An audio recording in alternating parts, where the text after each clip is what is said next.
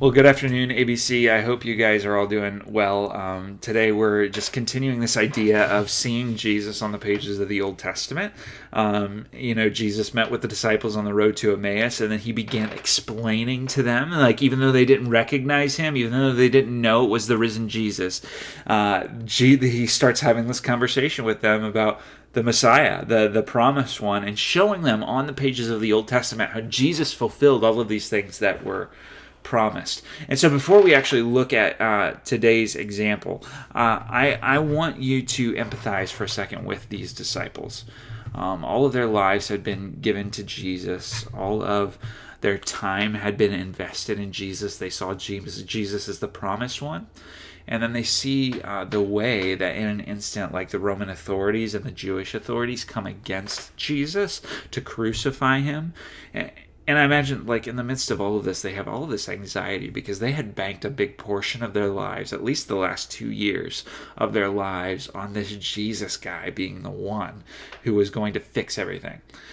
They had banked all of their lives, all of their livelihood, and then they probably had also just in the back of their mind the possibility that the authorities might come after them for being the ones who would follow Jesus. There's all of this anxiety welling up inside of them, and their Savior was killed.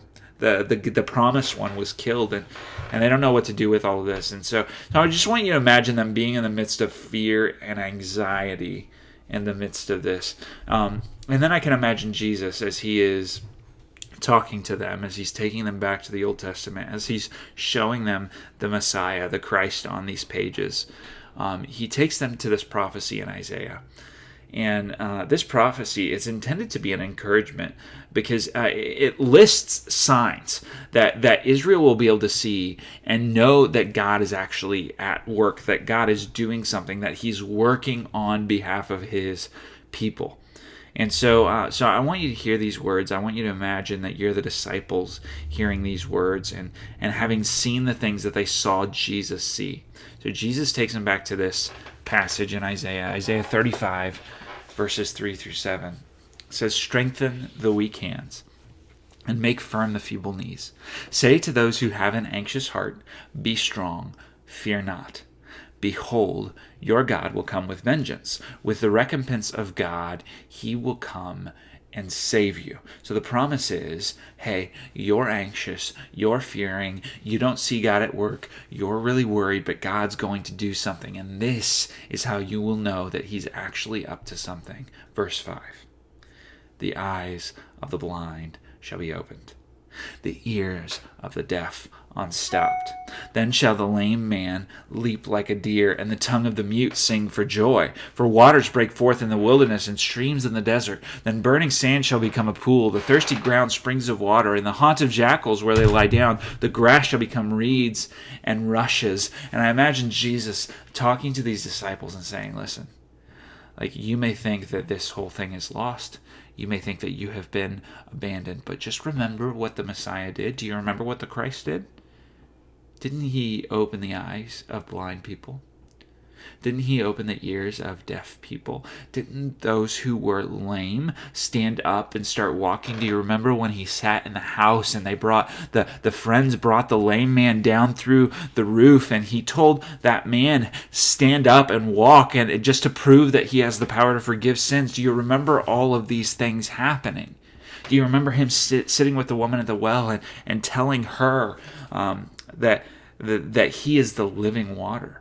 Do you remember these things? Do you remember these things? The Messiah did all of these things. These things are to be for you the sign that God is at work, that God has not left, that God has not abandoned you. These are the signs to you that you are actually not to fear, but in this moment you are to be strong.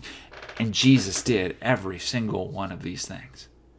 I imagine Jesus telling his disciples this, and I imagine them in this moment getting this encouragement in their souls because they remember.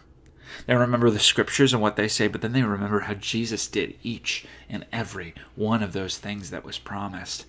And then they start to just sit and wonder, okay, so God must not be done. God must be up to something in the midst of this. And so today, rather than give you like a specific walk away, I just want you to be encouraged, church. I want you to be encouraged because, things have shut down. We're not able to meet together as a church family. We've not seen people in a few weeks. Yeah, it's easy to be discouraged. It's easy to become frightened and worried and all of this stuff. And all of that might be true. But the encouragement today, this prophecy today, these things that are all true about Jesus, the Jesus who we know is alive, who he is risen from the dead, all of these things, these signs all took place. And they're all meant to tell us, be strong, fear not, behold, your God, he's coming, he's got this, he's going to come, he's going to save you, he's going to take care of you. And the reality that Jesus did all the things that he did, they're all a confirmation of this promise to us who are God's people, that God has got our back in the midst of this. And so, ABC, God is not done with us. God is here. God is present with us. God has a special concern for us, and God is working on our behalf. And so I just want you to be encouraged, take heart today by that. Thank you. Thank you so much for joining me today.